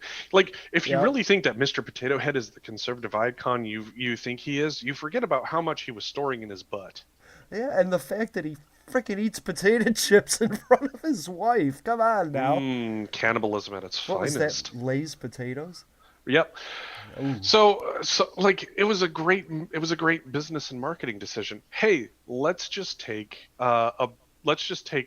our potato head, just call it potato head, throw all the parts into a box. Great. You want it to be Mr. Potato Head? You got all the parts. You want it to be Mrs. Potato Head? You got all the parts. You want it to be whatever goofy fucking looking thing you want to come up with? Great. Your imagination is your limit. exactly. Because nobody was coming after Mr. Potato Head or Mrs. Potato Head. It Right. was literally a business decision to say, "Hey, let's just put it all in one box and let people just buy it if they want it." I just think of that poor, like, the first kid that, like, had a potato and it was like, I don't know, it's an ear, Dad. Look, I gave the potato ears. And suddenly it's this controversy. You're canceling a kid's toy that was made by some Irish kid, you know? And that's the thing is that there was never any canceling about it. Somebody Right. made a business decision to literally just have it all in one fucking box. Yeah. Yep. Which Because was how they started, by the way. right, right. Like it's literally just an easy decision. Like, great, I don't have to have two different box production lines. I don't have to Hmm. have two different assembly lines. I can literally just have Potato Head. Here's a bunch of shit. Have fun, kids. Right. Oh my God, this is, and once again, but it goes back to what I said. It's about outrage, and you know what that outrage did? It sold eyeballs to the media and ad revenue, and it sold political donations because we're trying to make sure that the gender norms are. Oh, fuck off! I You didn't love it. actually give a shit about this. You give a shit about political donations because it was like, because you can't say we care about this, so donate money. No, you care about the money. The answer isn't whether or not you actually care about the gender norms. It's whether you care about the fucking money. Because if you actually cared about the gender norms, then you would be having a discussion about gender norms. But you're Yeah. not having that discussion. All you want is the money. You Yep. don't actually care. Yeah, because you could always make Mr. Turnip, Yeah. Mr. Eggplant, you know. Mr. Conservative now includes sucking dicks in airport bathroom stalls action. What would the conservative vegetable? What would be the conservative opposition to Mr. or to potato be? Mr. Cucumber now slides up your ass a lot more easily. Oh my god. Look, you can say it's food for your family after it comes out of your butthole. Food for thought. All right, so Oh, here's a question. yeah. Is equality treating people exactly the same, or does it mean giving people the same level of respect? Like you have to go into the whole discussion of whether you want equality, which is everybody being treated as equals, Hmm. or you want people to be treated equitably, meaning that some people are going to get a preferential treatment in order to bring them up to equal. Okay. So you have this weird I would say you have this weird idea that if we treat everybody equally, then everything should work out. And the one example that I always go back to is sales tax. Sales tax is by far one of the most regressive systems because Hmm. in the end you treat everybody equally, but if you're poor and you have $200 to buy groceries with and you have $200 worth of groceries you need and you have a 10% sales tax, you don't get to buy $200 worth of groceries. You get to buy about $182 worth of groceries and pay $18 in tax. But a workaround for that is giving a poorer person food stamps. Now, does that make the situation equal, or are you giving somebody a little, giving them respect in the form of food stamps to level the playing field? Now, here's the issue that you run into. When you talk about what the poor person gets, are you talking about the person who literally has nothing, no job, no house, no place to live on food stamps? We never Or are go you that talking far. about We never go that far. We or don't are you ever talking talk about the about poor homeless people. person? Or are you talking about the poor person who is poor enough to can't afford those things, but makes too much money to get the assistance to level the playing field? Because Oh, that is a that's me. piece That's me. that is a piece of the equation that most people don't think about. They think, oh well, if you're poor, you get food stamps. That is not the case. You can No. literally be just poor enough to Yeah. where you can't meet what you need, Yeah. but be too qualified for the assistance that you need to make you whole. I don't think people understand. To get assistance, you have to be 200% below the poverty line. Yeah. So the idea that poor is poor and all poor people are able to get this assistance is literally it is a fabricated reality that doesn't Yeah. exist. My friend made $60 last year. He made too much to qualify for the health exchange, but not enough to qualify for free health exchange. He can't get Medicare. Like Joe Biden said, come to the exchange. If you don't qualify for insurance, you'll be put right on Medicare. Right on Medicare. He doesn't qualify for the exchange, doesn't qualify for Medicare, doesn't qualify for Medicaid because he made $60 last year. So the reality is that when you look at what equality and equitable actually look Hmm. like equality is that that what I just described, if you have $200 for groceries and you have $200 worth of groceries you need, you are not going to get to buy $200 worth of groceries. You get to buy $180 worth of groceries and spend $20 on sales tax. Okay. And you have to decide, what don't I buy for my groceries? Am I Oh yeah. skipping out on laundry soap? Am I skipping out on toothpaste? Am I skipping out on something that I actually need to control my blood sugar? Healthy Like, options? Yes. yeah, are you literally having to pick junk options over healthier options? Hmm. Like the food math is real. Yeah. So sales tax is equality, but it It's an is not attempt. equitable. Yeah. But I'm sorry. You took that in a lovely direction. But I just meant more basically, women want equal rights. Men mean that, take that to mean, well, she should lift the heavy box too. And it turns into, well, you do it then. But I think what it means is just treating people equally with respect. So you would help somebody knowing that they could help you in another equitable way. It has nothing to do with strength or brains. It has to do with ability and treating people with ability the same way depending on their Well, abilities, then you know? there you run into the next discussion of equality. Mm-hmm. Equality says that you and I should be treated the same as people that have full vision. Right. So no Americans with disabilities. It doesn't matter. We should all get the same treatment. Right. Then the question is what is that level of treatment?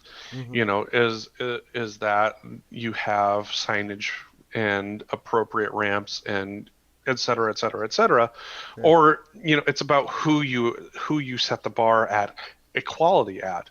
Right. And the what you have to remember is that the people that are setting those standards are usually the people that don't have those standards to deal with. I agree So with that. So what somebody else needs and what you need are usually totally different things. And Mm-hmm. I mean, even within like business and software industry, a lot of the times you have people develop something in a way that makes sense to them in the way that they use it, not to the Right. way. So like for example, a company that I'm working with, they have these dashboards for the product. The problem that I have with it is that as a business intelligence person, they're not useful to me.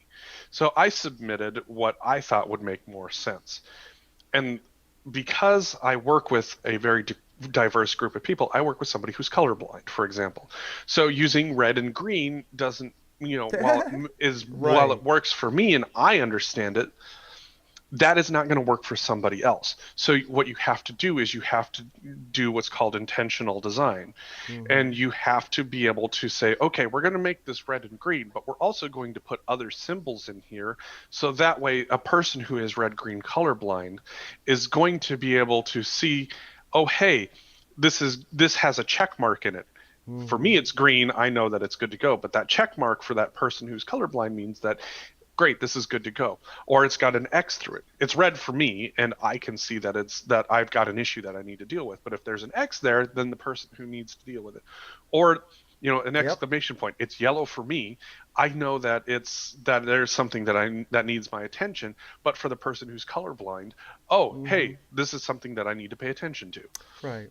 By doing intentional design, I'm making the system more usable for people in my company to do what they need to do and Right. understand, like, at the same sort of visual representation that I have of, hey, there's something that needs your attention. You need to look at this and you need to work on it. That's Now, right. if I didn't have somebody who was colorblind around me, that's probably not something that I would have thought about. It's not something I think about, and I have a vision issue. And so that's just it. Is that, even as somebody who's blind in their left eye, like, I don't necessarily think about all of those things because in my right eye I can still see just fine. Mm-hmm. So while there are some impacts for me, they're not the same impacts as somebody who's colorblind or somebody who is absolutely low vision. Right. You know, But I can that's still that see. all of what you mentioned is under the heading of reasonable accommodation. So, Uh-huh. like, I'm not asking for you to make my life easier than everybody else's. I'm Hmm. not looking to be the first person on the ride at Disneyland because of my low vision. What I'm asking is that I can get around just like anybody else has the option to get around, you Hmm. know? And so that's the difference is that understanding that where the bar of equality gets set is Mhm. going to be highly dependent on who is setting that bar. That's right. But advances for me are advances for you. Welcome to dictation. Welcome to speech, Hmm. recognition. So you can pass over a button and be like, this, large print. Thank you. You're welcome. There's advances Right. for deaf people that help us with the way Right. headphones work. You know what I mean? Like putting Absolutely. putting braille on your Canadian money is fucking outstanding, and I don't know why we don't do it here, because You it would know, help everybody in the dark to feel. You can, if you can't see it, you can feel it in your pocket and go one there's bump. there's a video game I play that they have literally designed the game in such a way that if you have color blindness, you can actually go to over to the menu and you can select the color blindness that you have, and it recolor codes the game so that way you can actually see the game. Isn't that cool? And it's a It's new wild. game. Like anybody can use this stuff. Absolutely. And so that's just it is that everything has been designed for the person who is mobile, for the person who Hmm. doesn't have issues. So what Right. you're asking is them to go back to the drawing board and redesign it all. And That should be fun that's though. it. It should be fun until you get to the whole point of cost, and that's the issue is that what for most people it's if I make all of these changes, is that going to increase my profitability? And a lot of the times they're like, fuck it, we're not going to do that because we don't see the benefit of it.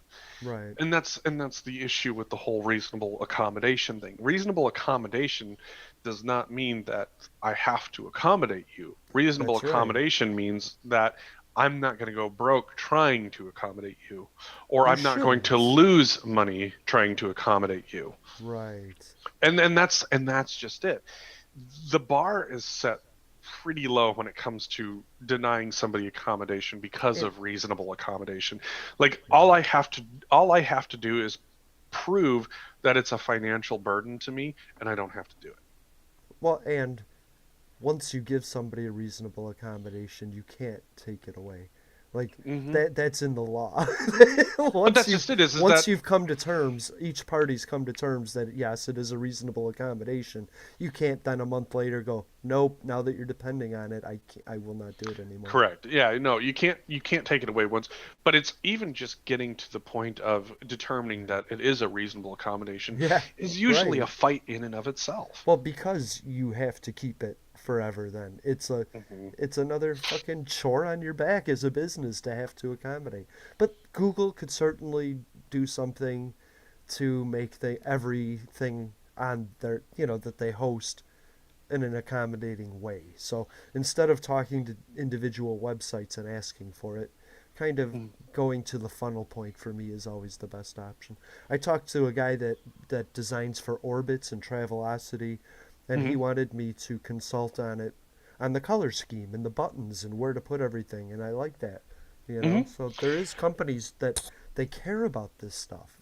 There's 49 million uninstitutionalized disabled people in this country. And the problem is, not one of those disabilities is the same. you Well, know? and what people think of as, and I think it's the perception of disability too that you Yeah, have to think about is that when people think disabled, they think stuck in a wheelchair, can't do anything for themselves, have yeah, to have constant care. That's not disability. That's yeah, that's not how that works. right, Disability is literally just you have something that makes it more difficult for you to do your job. Like for example, I probably qualify for about three different disabilities. But the yep, difference for me is that, okay, so I've got partial blindness. I can still see in my right eye. right, For me, my whole life has I have done things the way that I have, not because I need to prove that I don't have a disability. I just do things because, hey, I'm going to just keep pushing on until I hit a point where I need extra help. there you go. And That's that how I am. threshold is different for everybody. Hmm. It's like, yes, having blindness, having asthma is a disability. Yep. And also, too, the fact that I have had mental health issues in the past. Hmm. That is a disability that most people don't tend to think about. But the Right. reality is that there are a lot of things that I can do that help me deal with the current realm. But that's only my story. There are people Yeah. that have far more needs than I do. And even if you design for my level, it still is well above the needs of so many people that actually are, that are needing that assistance. Right. Right. And I think it comes down to basic, on your local level, one person to another, having Hmm. that, like, hey, Publix, is this something you're willing to do for me? Yes. And if more people ask for it, you know. So And I get that's that. and that's just it is that, you know, when it comes down to it, there is always a power in groups of people being able to, I wouldn't say force the issue, but show that there's a business necessity Yeah. for meeting the issue. But can I just say for the record, a disability is the inability to do something. And Hmm. if you take that logic, everybody's disabled about doing something. All it means is when the situation comes up, you're unable to take part in it. Like, Hmm. if there is a pregnancy and birth going on, guess what? Every man involved is disabled from having a child. That sounds stupid, but if you're not 2020, you have a visual disability of, it's a spectrum. We're all on the autism spectrum. It's just, where are we? Are we all the way at 0, or are we at 1.05? And so we all have disabilities. It's just some of you ignore them and say, I'm not disabled and I can look Hmm. down on disabled people. But you can't, because you're disabled as The well. reality that I face every single day is that if anything happens to my right eye, I'm Yes. hosed. Like You're I fucked. legitimately will be disabled. I will Right. not be able to read documents the same way that normal people with 20/20 vision will. Right. But I will absolutely need low vision assistance in order to get around. I won't be able to drive. but the inability to understand what you just said is a disability in and of itself to me. Mhm. Being physically disabled, people are not being able to understand or empathize or just ignore me and let me be me. Mhm. Like, you have to fight this stuff. To me, that's a disability. Mhm. Ignorance is a disability to me. you know? cognitive dissonance is Yeah. a disability. Oh, and that's just it. Is that it? If you design for inclusion, Hmm. then you're going to find places where you can improve. I mean, you're Yeah. not going to nail this 100%. There's no possible way. You will always find ways that you will have missed something. Hmm. But when you design for only the able and capable, you will miss so much more. And that's not just the human element talking, because I shouldn't have to stress the human element. I really shouldn't. Right. From a financial and a business standpoint, by limiting your customer base on arbitrary decisions, that affects your profit line. So like Yeah. when a grocery store says, "Hey, we don't have all of the ability to meet your needs in terms of having you shop in the store, but I can have someone get the things that you need and have them Hmm. ready for you to pick up." Yeah. Like that in and of itself makes a huge difference, because yeah, you've got to go pick up the stuff, but you can at least have someone take care of those needs for you, so that way you're not having to have someone dedicated either walking around the store Yeah. or any number of things. It'll If it makes it easier for you to get a ride to a grocery store, for example, Hmm.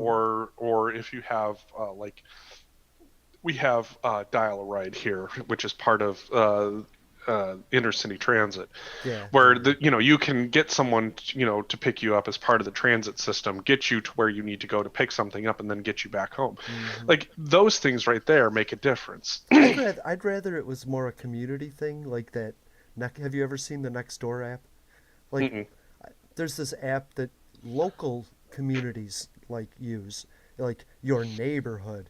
And Mm-hmm. I would like a designation on somewhere disabled person. So I could post up in the neighborhood app, like, I want to go here. Is anybody going there? Because I would happily just get in the car with my neighbor and be like, "You're going to Walmart. I love it. Hi." Sweet, Yeah. and I think that there, and maybe this is something that you guys can talk about on the Low Vision podcast, is what would an app that creates equality for you look like? That is a Because great question. I want to because ask that. because if there is always somebody out there that is looking to design something that meets somebody else's need, and Yeah. I don't know if that actually exists out there. That's not something that I've ever thought about. But Yeah. by having that discussion and getting that started, maybe tag a couple of companies when you guys have had the chance to discuss what that might look like, Mm, and I guarantee you somebody will figure it out. I Somebody love will be that. like, "Hey, I think I know what you're looking for. Mm-hmm. Let's talk about this." Yeah. Because like I said, if you can figure out what it is, what kind of an app it is that makes your life easier, Heck yeah. makes you more included in society. You know, it's kind of one of those things like we've talked about. We can either bitch about the problem or we can start working on creating solutions. So Mm-hmm. what does a created solution for you and low vision look like?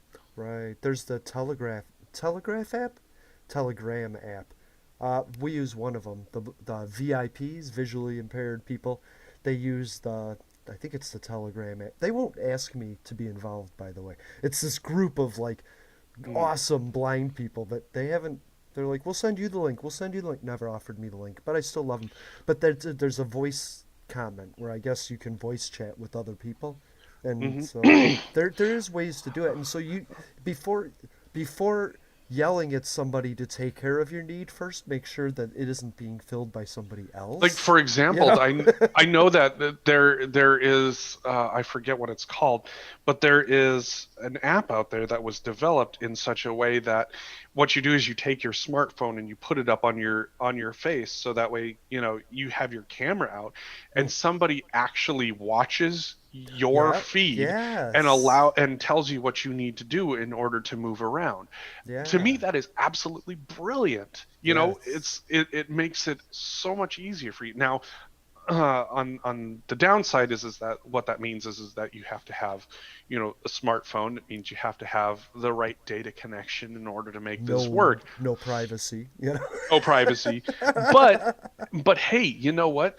If what that meant was you could go into the grocery store and you could look around and see something Yeah. and have someone say, "Oh, hey, it's up on the top shelf. Reach your right hand up. Nope, over to the left. Perfect. There it is." Isn't that beautiful?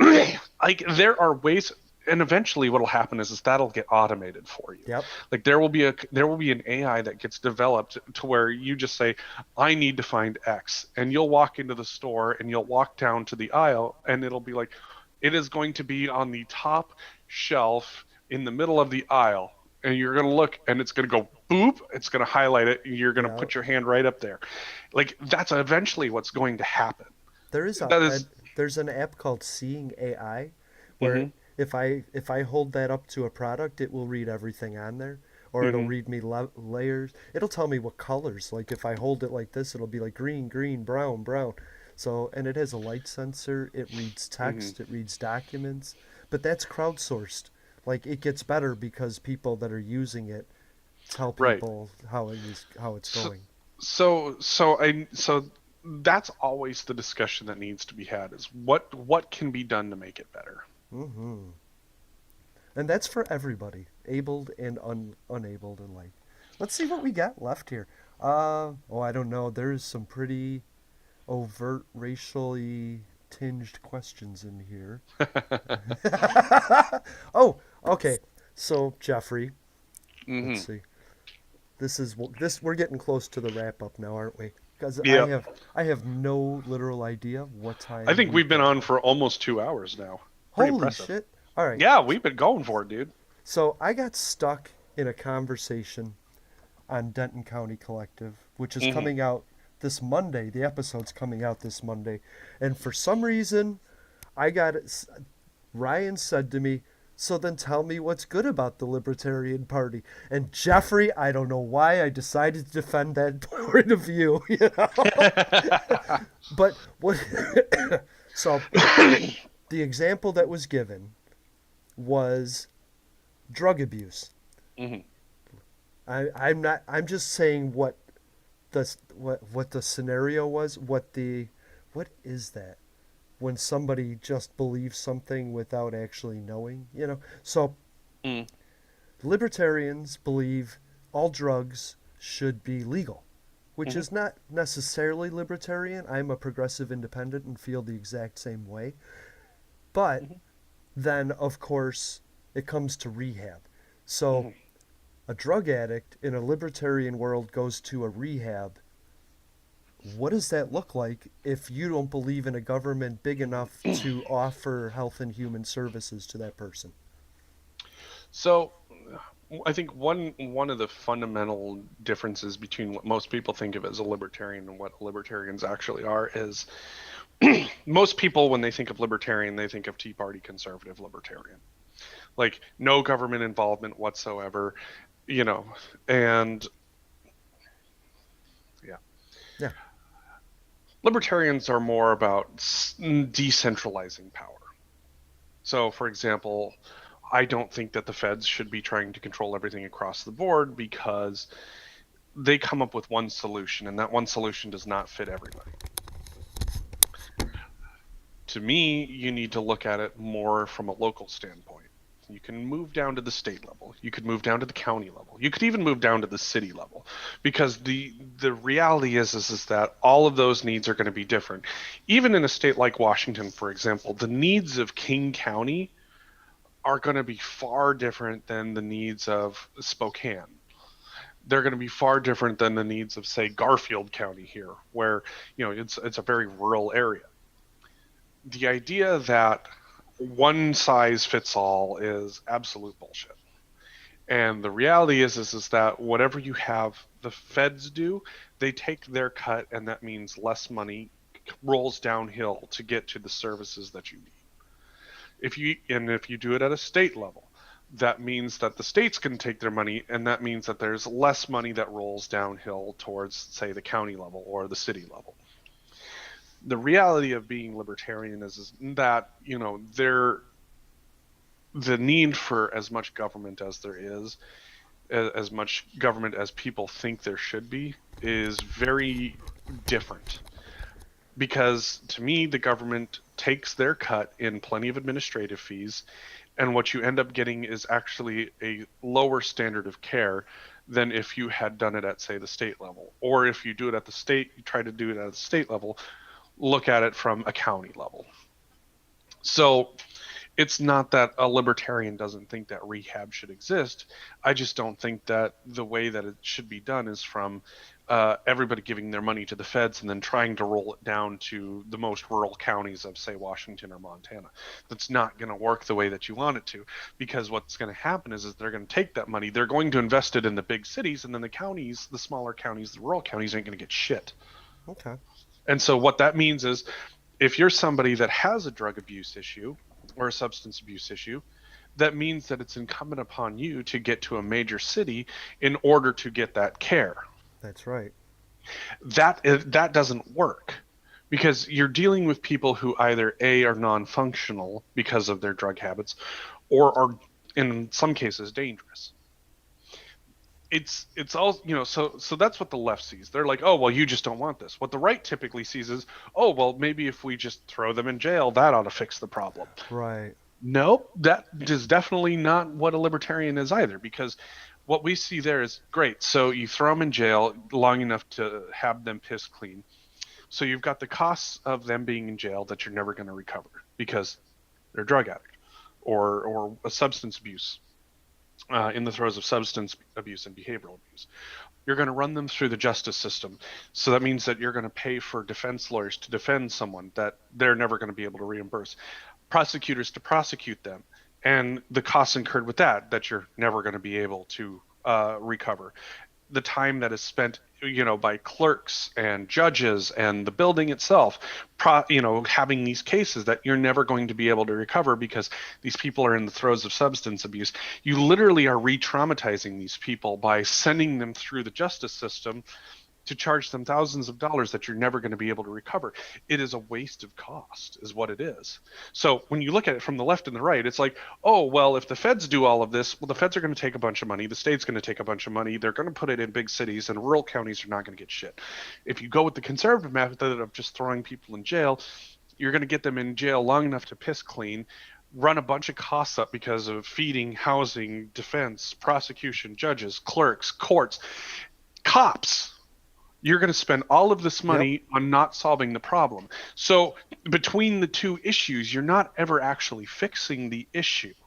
No, you're paying for a system. You're paying for a system to either re-traumatize people in the case of running them through the justice system, or move these systems where people could get healthy into places that are mostly, are majority populated, that the people who need this help can't get to. Well, let's be honest. A drug addict goes from the hospital that holds them for 72 hours to release them to go back on the street with the same issue and get arrested and sit there and go to prison. So and then they transfer the person to a hospital who then spits the person back out until finally they can find treatment in a non-for-profit rehab that will accept them, where the people Mm-hmm. that donate pay for. So what you're doing is you're paying for this whole criminal justice system to be erected to Mm-hmm. handle the problem, where you could cut that out like a tumor and people could be sent directly to the nonprofit center, which is now getting money from the government, the federal government, instead of the federal government paying for what you just described. But even then, once again, if you have all this money going towards the feds, remember there's going to be about Oh, that's seven going. different levels of involvement and administrative costs that are going to reduce the amount of money that make it to those systems. Of course, what I'm saying is we give them money right now in the form of taxes, and I don't think there's any representation for me in the taxes that I give. I think I give my taxes and hope to God things work out. Now That sounds about right. Denton County says there's a system in which I could have my voice heard in the way my money and taxes are spent, but it's broken. And I don't think there ever was a system for me to say, "Hey, representative, I don't want to spend money on the whales this year." I just never think there was. And so No. I agree that the government is in the way, but if they're taking my money, I have no problem with them paying for non helping subsidize non for If they were profit. paying, if they were actually paying and subsidizing that stuff, and I don't think any Yes. of us would actually have a problem with it. Right. The problem is that it doesn't matter whether you're on the Republican side of the spectrum or the liberal side of the spectrum. The reality is that the money that is being collected and being spent is ensuring that those politicians get their needs met, That's right. and they use it as a method of collecting more political donations rather than actually moving that money into fixing the problem. So And you yes. have this issue of the libertarian in me says, yes, we need rehab systems. We need a way in which we can get healthcare to the people that need it. We need a way in which that we can treat substance abuse and behavioral disorders, and make sure that it's in a way that is decentralized enough that people in the big city can get their treatment, people in rural can get their treatment, because as it stands right now, it's only population centers. And drug Mm. abuse is not limited to just major population centers. In fact, Oh rural no. America has some of the worst problems in terms of methamphetamines, in terms of Opioids. opioids, in terms of, even things like fentanyl now. Jesus, Yeah. the number of people that are dying from fentanyl. But that brings me to my point. I believe all drugs should be, I don't even know if I should say this. I believe all drugs should be legal because drug addicts will either kill themselves or decide they've had enough. And That's so, in a purely, in, what, in a purely let me do my thing way, let me die or let me survive. Well, You know? I think here's the reality is that the money that has been spent to run these people through the justice system is money that should be, if you're going to spend the money, should be spent on local rehab and behavioral health clinics Right. that allow people to actually get treatment. Now, you still have the whole issue of what is the root cause of the issue. And there you're going to find a wide gamut of issues. Oh yeah, yeah, yeah, yeah. But what it boils down to is that until you stop spending on your money on things that don't fix the problem, like for example, if you're running the same person through the system time and time again, like there's a guy in King County who's been through the system 60 times, 60 Right. times. Like, I don't know what to tell you. The definition of insanity is doing the same thing and expecting different results. No, no, no, because it's not insanity at all. Put a price tag on one visit, and you'll understand it completely why he's been through 60 times. Exactly. And that's 660. 60, 60 times. And you see this, even people who worked in public defense see the same people come through the system repeatedly. Mm-hmm. So what does that tell you? It tells you that whatever it is that you're pursuing doesn't work. And if you keep pursuing the things that don't work, you're going to keep burdening the justice system to require money be spent on things that do not work. But You're going to require that money be spent on people that are not solving the problem. Like, yeah, there are violent offenders that have to be taken off the street. End of story, no question. But if you're going to keep doing this, run people with addiction issues through the system, and you're going to act surprised that they're back again when you're not making sure that there is treatment available. nobody's surprised. I mean, You would, politicians act surprised, families act yeah, surprised, yeah, but the group that isn't surprised is the prosecutor and the defense attorney no, and the judge and the the cop and the social worker and no, the nobody is nurse. surprised by that. And so when you want to talk about waste, that's waste. So if you legalize drugs, which Washington is actually just they just the Supreme Court in Washington State just said that they vacated a bunch of possession charges. I love Not it. all of them, most of them. I'm gonna guess that the ones that didn't get vacated were probably had something to do with intent to distribute. Or injury during distribution, yeah. so that would be my guess, is that intent to distribute one's probably the, but anybody who got caught, with meth or whatever.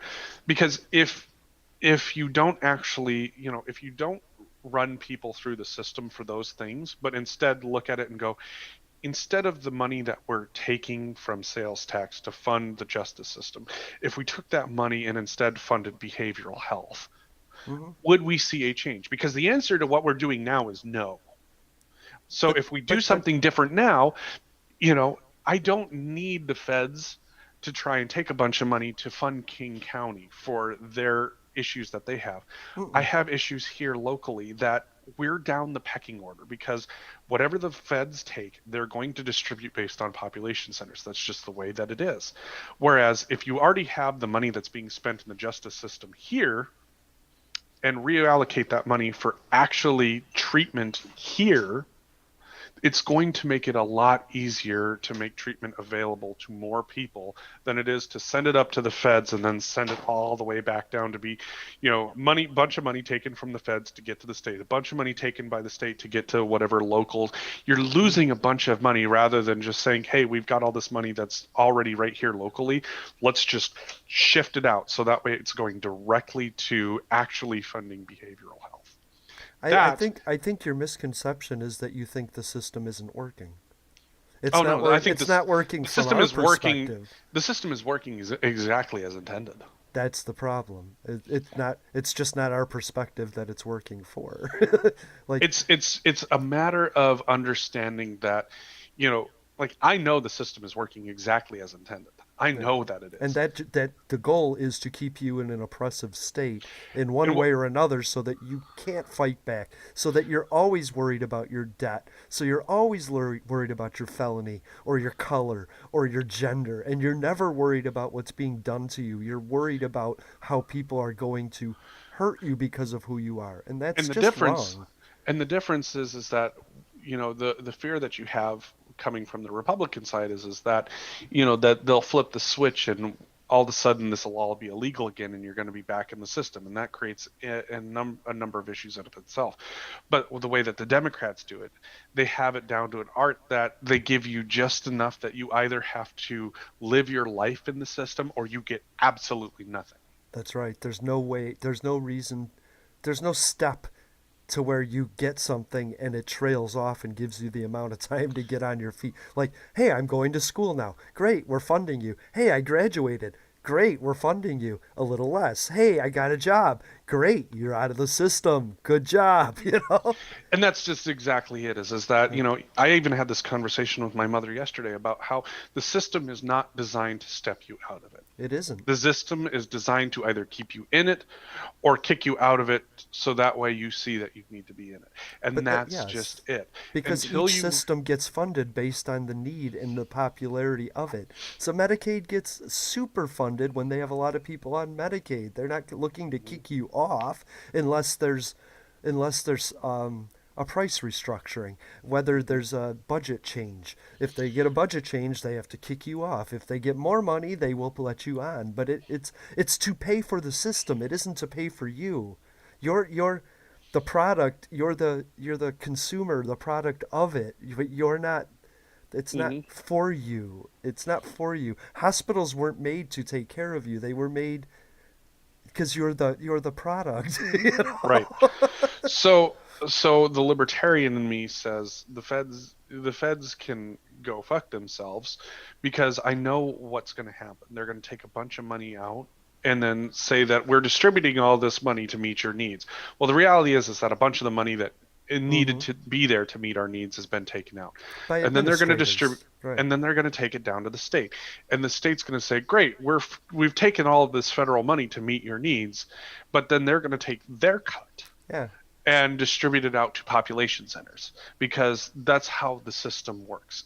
They look at population centers, not necessarily need centers. Right. That's not the way that it works. They look at it and go, population equals need, and sometimes it's right, sometimes it's not. Mm, that's true. And that is the reality, is that as a libertarian, Fed boy can fuck off, and in a lot of cases, the state can also fuck off too, Okay. because the money that we're collecting here to fund the justice system could be reallocated here to fund the needs that are not being met. And I guarantee you, if you've looked at the waste, either from the state or from the feds, you would realize that at a county level, maybe even at a city level, if you're as large as Seattle, the amount of waste that you'll find could easily be restructured to meet the needs that you have and not have to deal with the state or the feds. Yeah, and if you don't understand the theory, I'll make it really simple. Grab a dozen donuts and walk through your apartment complex or your house and see who takes a bite and see what you're left with when you cross the room. You know what I mean? Exactly. Exactly. And the whole goal is to take the box of donuts and not just eat it for yourself, but to deliver it to a group of people on the other side. Right. That need it. Yep. So by the time you get to the other side, Yep. you're going to have fewer donuts than what you left. Same, it's no different with money. Right. You have a great pool of money that if it gets sent up to the feds, they take their cut. If it gets sent to the state, they take their cut. Mm-hmm. And then by the time it gets down to you, you're like, wait, I just paid a bunch of money to have it come back to me with Yeah. less money. I just paid for a dozen donuts. I fed 11 people. I get a donut. But those 11 people aren't who I picked, you know? Exactly. Exactly. The 11 people that I need to have behavioral health care in my city Yeah. shouldn't be hoping that there's going to be enough money that rolls downhill for one of them. It is Right. no different than trickle down economics. That's right. I'll The give Fed you a is the dozen top. donut. I'll give you a dozen It's donuts, it's it's and you it's give me a half it's a like we talked dozen. about trickle down healthcare. The Fed Yeah. takes their cut, moves it down to the state. The state takes their cut, and then Yeah. hopefully you get something left over. It is if you're going to sit there and say trickle down economics doesn't work, then what you need to understand also is that trickle down healthcare doesn't work when it's going to go up to the Right. feds to take a bunch of money and then to the state to take a bunch of money. You have to Right. do it you have to do it more directly. And what I'm saying, as not a libertarian but as a progressive independent, is the money that the government does take should be coming from other people, like businesses, and not me, the individual. And the money they're taking, that they're going to be taking, they're going to be collecting anyway, should be used properly for Mhm. people, for roads. Amazon, you made a buttload of money because you didn't pay for roads and union work. That's going to bite you in the ass. You can only do that for so long. So, That's my belief. All right, so let's see. I'm going to go with one final question for you because ooh. it is basically where we started. Uh, I'm going to have to ask for your favorite movie. But I'm going to give you the option of assuming that you have a favorite movie in every genre. And so you get to pick your favorite genre and then the movie in it. So I've got a few different genres that I like to Not watch. just one today. Just one today. Just one today. Ooh. Then my pick, I'm gonna go with horror because I love horror. Love it. And my favorite movie, from a horror standpoint, this is actually one that most people can be like, what the why that one? The Grudge. The Ooh, that's 2004, I think cool. it's 2004, The Yeah, Grudge. I loved that movie. It was so good. it was. Wait, Michelle Gellar? Yep, Yep, yep. I Sarah love Michelle that. Gellar. That movie was fantastic. I think it is a great horror movie. I Yeah. really don't like what the series became because they try. To me, that movie was absolutely fantastic, and had it ended where just at the end of that movie, Mm-hmm. Yeah. I kind of wish it was a little bit longer. But I loved that movie. Like Man. that, I have a copy of it. It's a fantastic horror movie. I loved Awesome. it. And that sparked a whole genre with like The Ring and stuff. The That Ring came really. first. The Oh, Ring did it? came first. Oh Yeah. man, I So was a there was big a fan. and even then those the American movies are remakes of Japanese That's horror what I movies. was gonna say. Is that I don't know which one really came first, Yeah. So chronologically, because they were Japanese remakes, right? you had Ringu, which was The Ring, and then Ju-on, which was The Grudge. So those came first, but then they got the Hollywood treatment. So I actually had a Mm-hmm. friend who had seen The Grudge, Ju-on, and she was like, "Ooh, it was really weird and really creepy." I watched that version. It's not as scary as the American remake of The Grudge. She thought that was fucking scary. I thought The Grudge was scary. I loved it. I Shadows? loved it. Oh my God, Shadows! You freak me out, man. I love it. Which is why I also love horror video games, is because, Yeah. with a movie you can close your eyes and you can look away, but in a horror video game, you can only push pause or shut it down. But when you start it Wow. back up, you're in the same spot. You have to play through it. You have to go through it, and it gets your heart rate just fucking going. That's why I That's love it. awesome. That's awesome. I don't really have any comparison for that. I don't. My favorite movie was horror is Pitch Black. I think is a horror movie, but I also think it's an action movie. It's a I'd say suspense movie, sci-fi. Sci-fi is where I sci-fi. would put it. But it And is I definitely love horror, Pitch man. Black. Definitely horror to me. I love Pitch Black. That movie was fantastic. Yeah. Oh, that was such a good movie. And that's one of my go-tos for horror. I don't. Mm. I consider it horror because these things are in the dark, and yeah, it just Oh, freaks me out, man. Pitch Black was a fantastic movie. I remember watching it for the first time, and I was Yeah. like the graphics kind of suck on it a little bit, but like if you were to do that movie now with much better graphics, more Mm-hmm. gore, more horror to it, Right. oh my God, I loved the original. I would love to see like them go back to the planet, I or think. some Yeah. or some group go back to the planet. Yes, but I think the cinematography in it was just amazing. The Oh, it was the fantastic. horizon, the perspectives, the coloring, It was the fantastic. characters. I mean, you Like don't I think said, the about it. monsters, the monsters could have used some better CGI. Yeah. But that's why In they some of the took so. scenes. Isn't that why it took so long to make The Hobbit? Is because they just didn't have the capabilities to make what they wanted, so they waited. I honestly don't know. Yeah. Okay. I love So that. I got it. I don't know from Jeffrey, so we're gonna leave it from there. there you go. There you Thanks, go. thanks, Jeffrey. I really do appreciate you. I appreciate you too, man. Nice. And everybody else, you've been listening to Public Access America. I am going to end the stream right here.